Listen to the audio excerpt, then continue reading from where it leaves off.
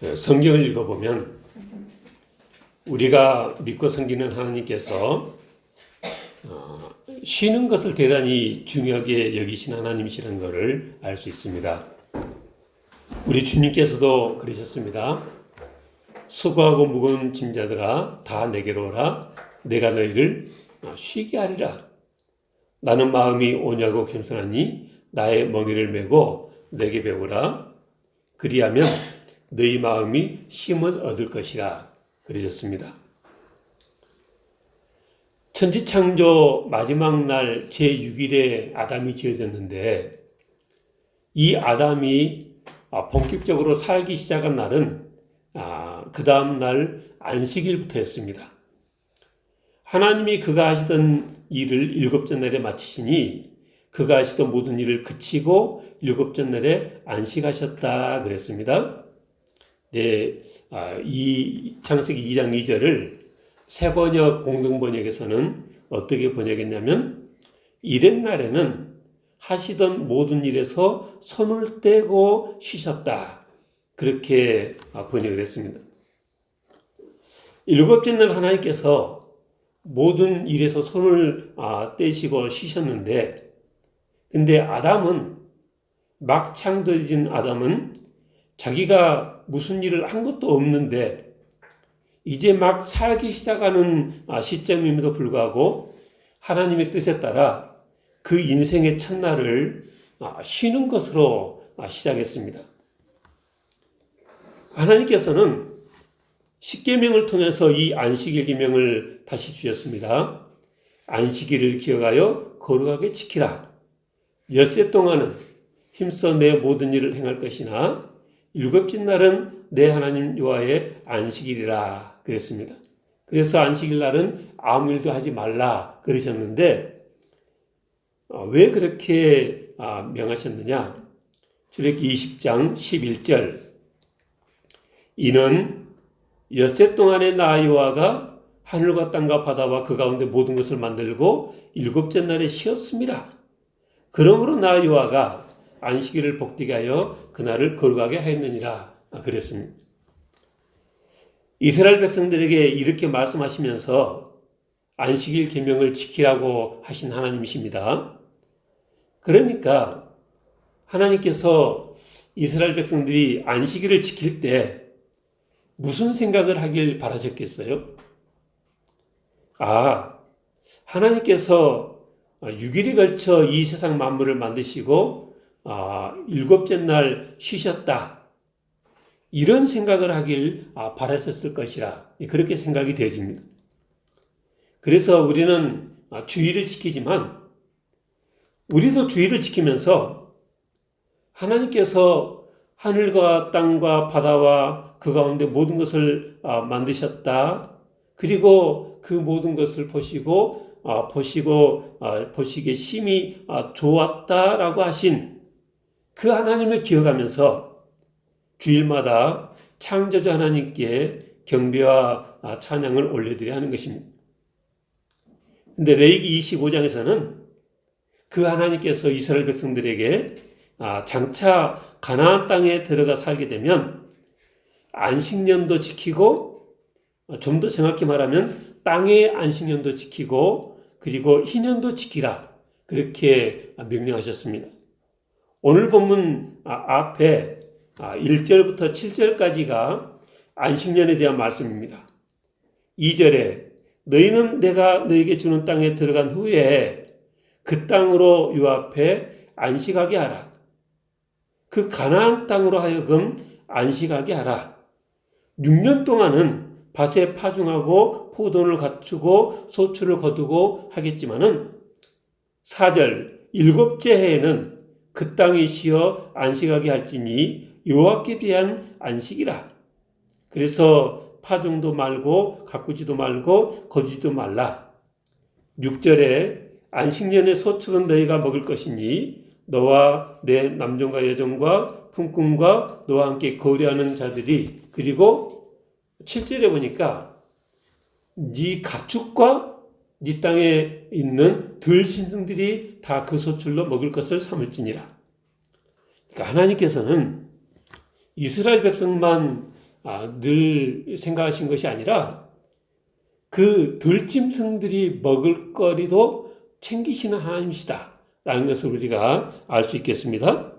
근데 매 7년마다 파동하지 말고 가꾸지 말고 그냥 두는데, 그냥 두어도 자연이 나는 것들은 이 가축과 들짐승까지도 다 먹거리로 하라, 그런 말씀이십니다.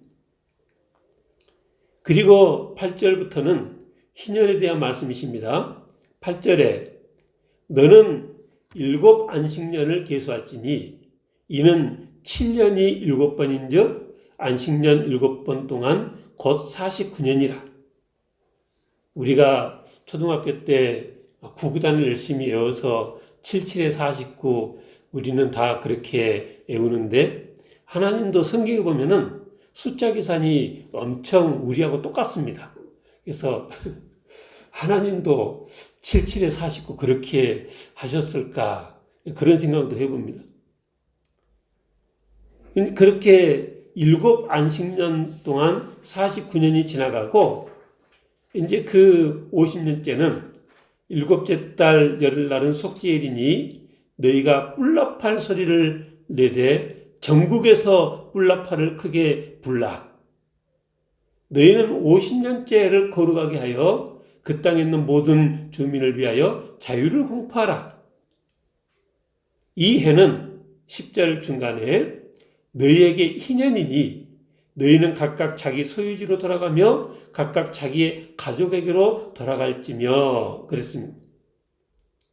그리고 이 희년을 기준으로 해서 14절에 네 이웃에게 팔든지 네 이웃 손에서 살 때 15절 그 희년 후의 연수를 따라서 너는 이웃에게서 살 것이고 그도 소출을 얻을 연수를 따라서 내게 팔 것이라 그랬습니다. 그러니까 이 희년이 어떤 해냐? 10절에 그 땅에 있는 모든 주민을 위해서 자유를 공포하는 해라.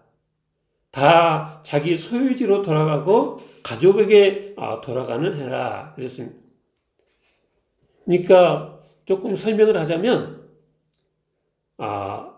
내 소유지 땅을 사서 사용하던 다른 사람들이 내게 땅을 다시 돌려주기로 한 때가 돼서 내가 돌려받는 해라, 그런 말입니다. 그러니까 기쁠 희년입니다. 킹제임스 성경에서는 환희의 해라 그랬고 영어 성경들은 주빌리 그랬는데, 이 주빌리의 원어는 히브리어로 요벨인데, 요벨이 뭐냐면 오늘 성경에 나오는 뿔납할 그런 뜻입니다. 그러니까 7번의 안식년이 지나고 50번째 해에 뿔피리를 전국에서 불어서 다 토지를 다시 돌려주고 다시 이 집으로 돌아가고 그렇게 하는 해여서 그 뿔납할을 부는 해라 해서 희년을 주빌리라 그렇게 하는 것입니다. 가정하기를 오늘날도 이 희년 제도가 운영된다면 이게 50년마다 한 번씩 돌아오잖아요. 그러니까 아마도 2000년, 2050년, 2100년 이런 식으로 하는 게 편리하겠죠. 그렇게 가정을 해본다면 땅을 사고 팔 때 그 땅값이 어떻게 정해지느냐. 우리는 한번 땅을 사면은 평생 내 거니까 말뚝을 박아놓고 그냥 내가 계속 사용할 수 있는 건데, 이게 이스라엘 그 상황은 그게 아니고요. 올해 땅을 샀다. 그러면 올해가 2026년이니까 24년 후인 2050년 희년에는 그 판 사람에게 내가 그 땅을 지금 사면서 그 지불한 돈이 있는데 그 돈을 돌려받는 것이 아니라 그냥 땅을 팔았던 주인에게 그 돈은 돌려받지 않고 그냥 땅을 다시 돌려준다는 것입니다. 그러니까 정확히 말하면 땅을 살 때 땅을 산 게 아니라 뭘 산 거예요? 희년이 될 때까지 그냥 그 땅의 경작권, 사용권을 산 것이라 그렇게 말할 수 있겠습니다. 경우에 따라서는 땅의 주인이 나는 돈이 더 필요하니까 땅의 사용권만이 아니라 그냥 땅 자체도 팔고 싶다. 그럴 수도 있겠죠. 근데 하나님께서 그거는 안 된다. 그렇게 딱 막아 놓으셨습니다. 오늘 본문 마지막 절 23절에 보니까 토지를 영구히 팔지 말 것은 토지는 다 내 것임이니라. 너희는 거류민이요 동거하는 자로서 나와 함께 있느니라. 그러니까 땅은 하나님 것이어서 너희에게는 애당초 땅을 팔 권리가 없다. 하나님께서 그러셨습니다. 근데 23절에 그 너희는 거류민이요 동거하는 자로서 그냥 땅을 팔 권리가 없다 그러셨는데 새번역 공동번역에서는 뭐라고 했냐면 너희는 나그네고 임시 거주자다. 그냥 하나님 나에게 빌붙어 사는 식객이다. 그렇게 번역을 했습니다.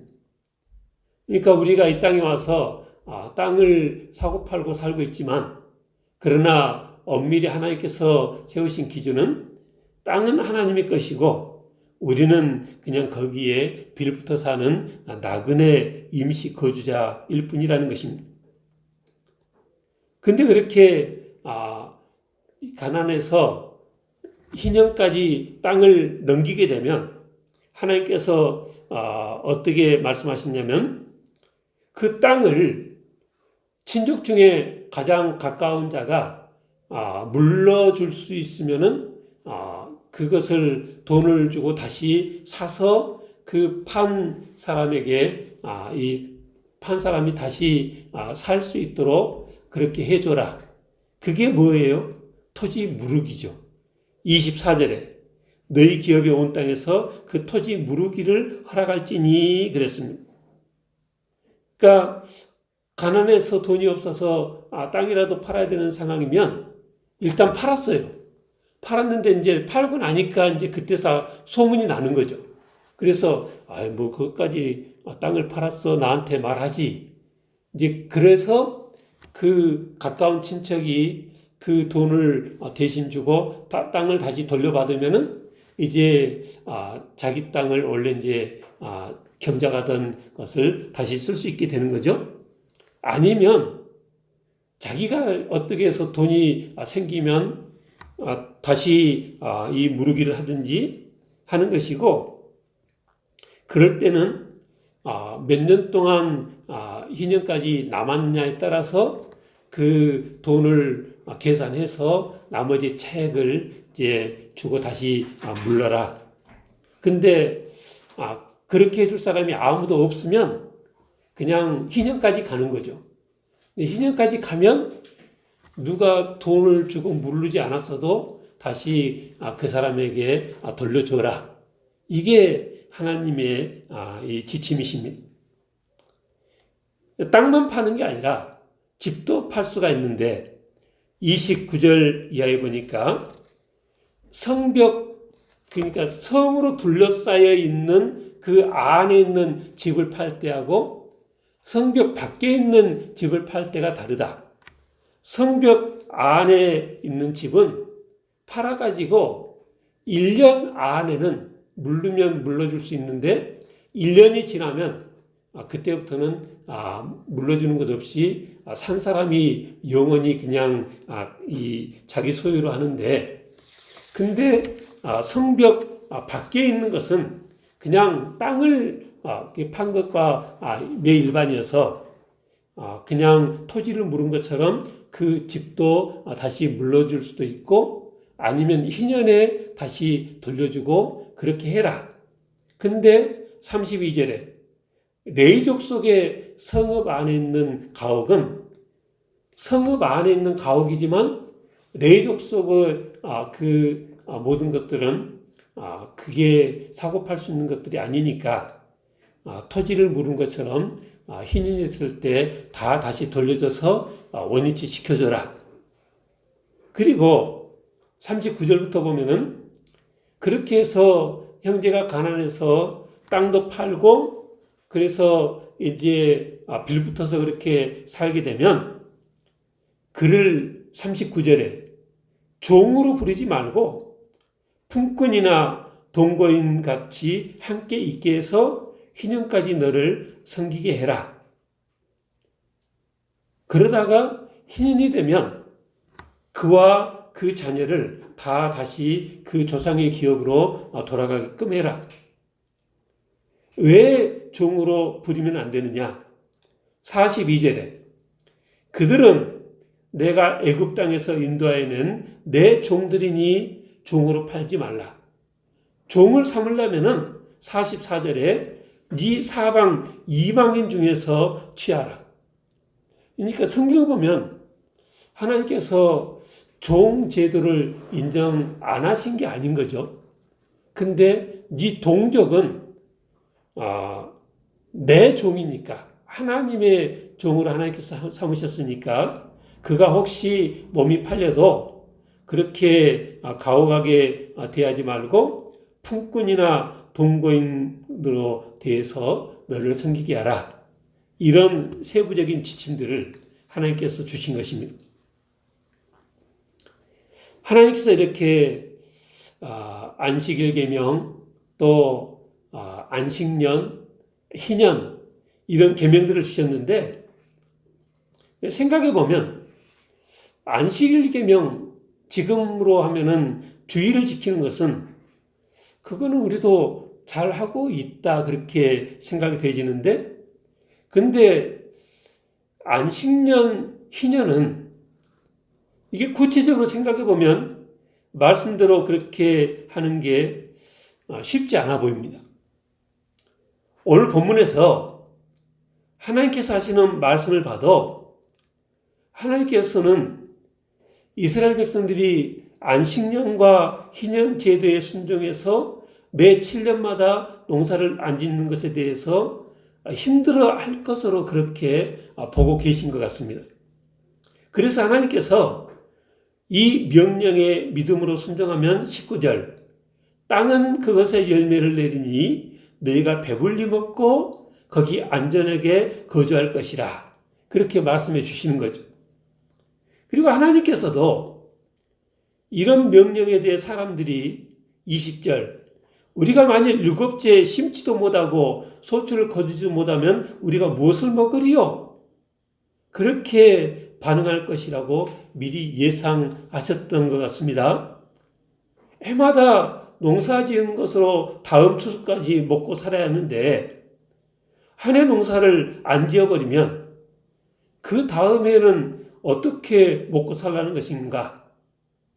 염려할 것이라는 것입니다.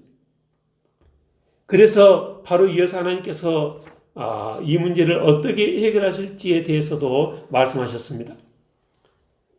근데 사람들의 이런 염려에 대해서 하나님의 해결책이 너무나 간단하셨습니다. 가장 실감나는 번역은 공동 번역인데 그게 뭐라고 번역했냐면 내 말 한마디로 너에게 충분한 복을 내려서 3년 먹을 소출이 나게 하겠다. 그랬습니다. 현대 성경에서는 내가 이미 명을 내려두었으니 6째 해가 되면 땅이 복을 받아 3년을 먹고도 남을 만큼 소출을 내리라. 이게 하나님의 이 대책이셨습니다. 농사 짓는 사람 입장에서 생각해 보면 그 농사 일하는 것 자체도 쉬운 일은 아니지만 그래도 잘 생각해 보면 그 정도 수고로 그 흙에서 그 많은 먹거리들이 열린다는 것 자체가 하나님께서 우리에게 해마다 베푸시는 놀라운 은혜요 선물입니다. 한 해 먹을거리를 추수하려면 얼마나 많은 것들이 맞아떨어져야 합니까? 온도도 맞아야 하고 비도 적당히 내려서 가물지도 않아야 되고 홍수가 나도 안 되고 바람이 너무 세게 불어도 안 되고 병충해가 극성을 부려도 안 됩니다. 이렇게 한 해 먹거리를 거두는 것도 여러 가지 조건이 맞아야 하는 것이니까 만만치 않은데 그저 하나님만 믿고 하나님의 이 명령에 순종하는 것이 쉬운 일이 아닌 거죠. 수고는 다른 해와 똑같이 해도 여섯째 해만 되면 다른 해 3배나 되는 소출이 있을 것이라는 하나님의 약속은 그래서 더더욱 잘 안 믿어집니다. 근데 제가 지금 방금 한 말은 잘 들어보십시오.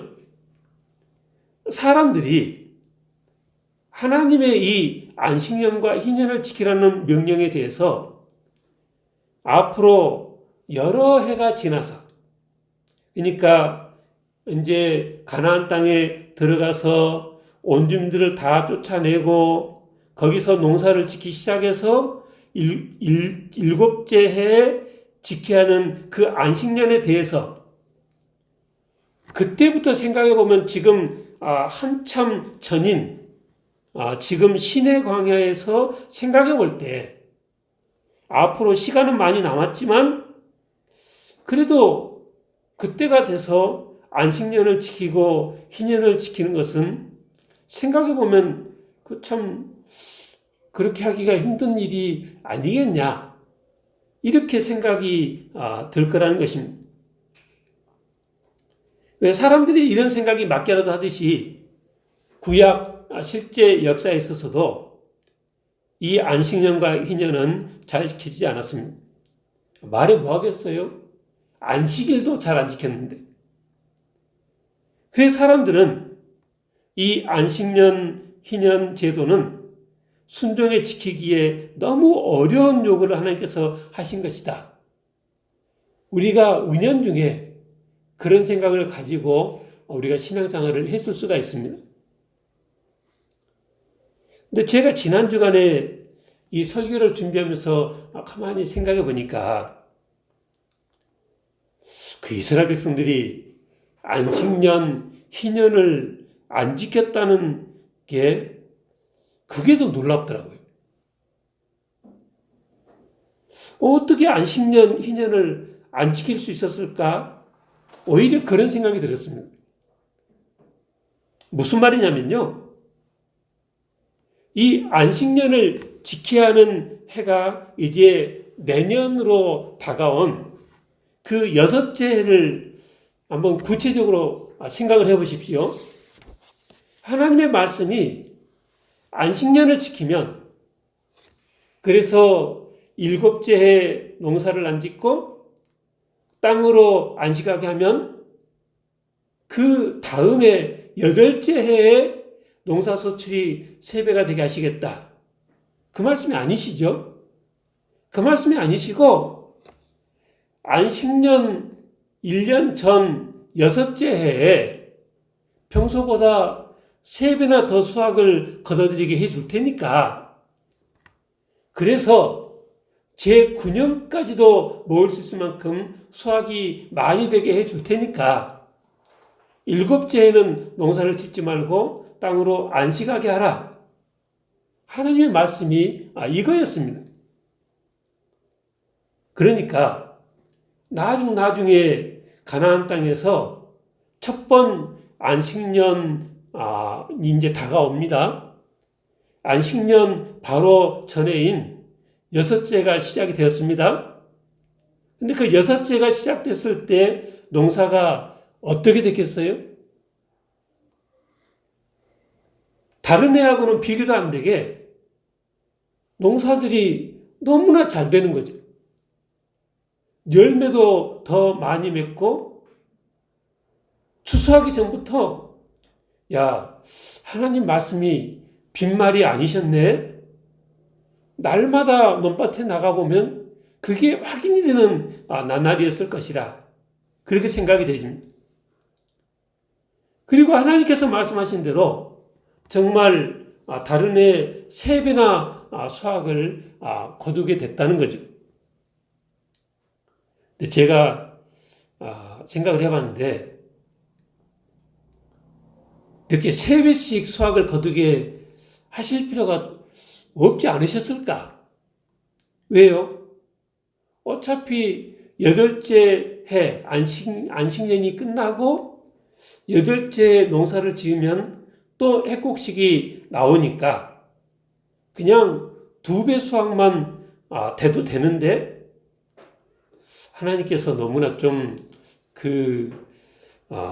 과하게 반응하신 건가? 왜 굳이 3배 수확이 되게 하셨을까?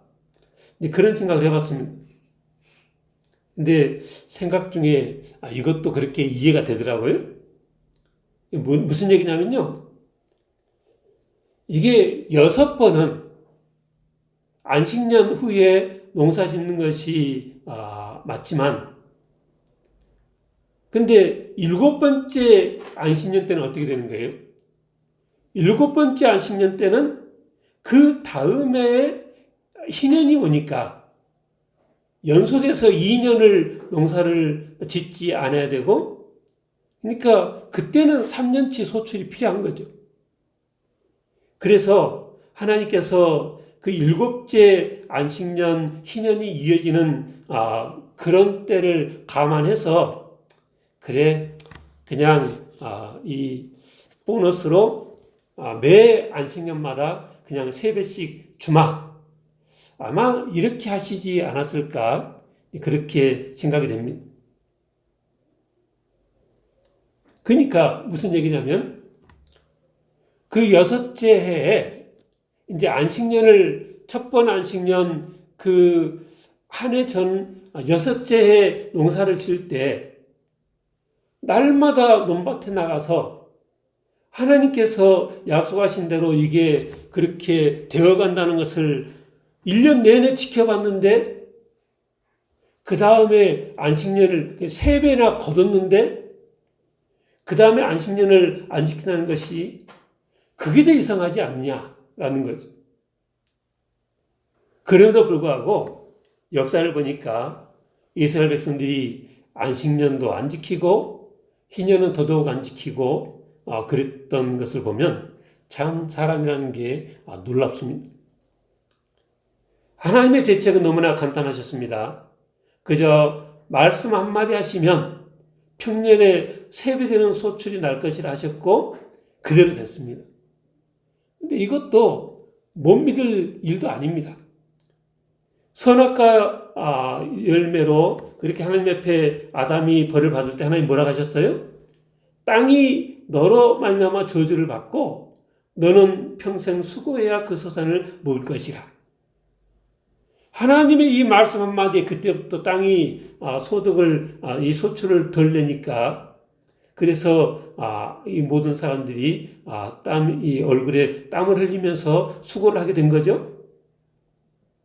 하나님이 이 말씀 한마디에 이전보다 더 적게 땅이 소출을 냈다면 그렇다면 매 6째 해마다 다른 해 3배 되는 소출이 있으라 하나님께서 그렇게 명령하셨을 때 그대로 되는 것도 얼마든지 가능한 거죠. 창세기 26장에 보면 이삭이 그 땅에서 농사해서 그해 100배나 얻었다. 하나님께서 주시려면 그것도 가능한 거죠. 아무것도 없는 중에 이 세상을 창조하신 하나님인데 뭔들 불가능하겠습니까? 오늘날은 온 세계가 경쟁하는 시대를 살아서 6년이라고 7년째 안식하는 7년째는 일에서 완전히 손을 떼는 그게 더 힘들어 보이는 세상입니다. 근데 구약 그 당시 이스라엘 백성들 가나안 땅에서는 그게 가능한 시대입니다. 상상을 해보는데 6년 동안 농사를 짓고 6년째마다 대풍이어서 3년 먹을 것이 수확이 되어지고 또 하나님께서도 그러라고 하셔서 7년째는 그냥 놀고 먹는 그런 세상을 하나님께서 주셨는데 미련한 인간들이 그 좋은 복을 걷어찬 것입니다. 설교 시작하면서 말씀드린 것처럼 하나님께서는 우리가 잘 쉬기를 원하십니다. 근데 살아보니 이 시대가 하나님께서 그러셨던 것처럼 모든 일에서 손을 떼고 쉰다는 것이 그것도 믿음이 있어야 가능합니다.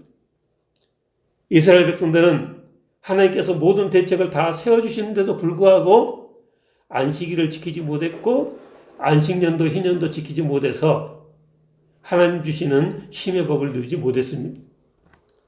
그런 그들이 우리에게 교훈이 되셔서 우리는 하나님께서 한 말씀만 해주시면 내 머리로는 상상조차 할 수 없는 것도 즉시 해결될 것이라 그렇게 믿고 하나님만 바라보며 살아서 잘 쉬는 복을 누리는 우리 모두가 다 되시길 축원합니다. 기도하겠습니다.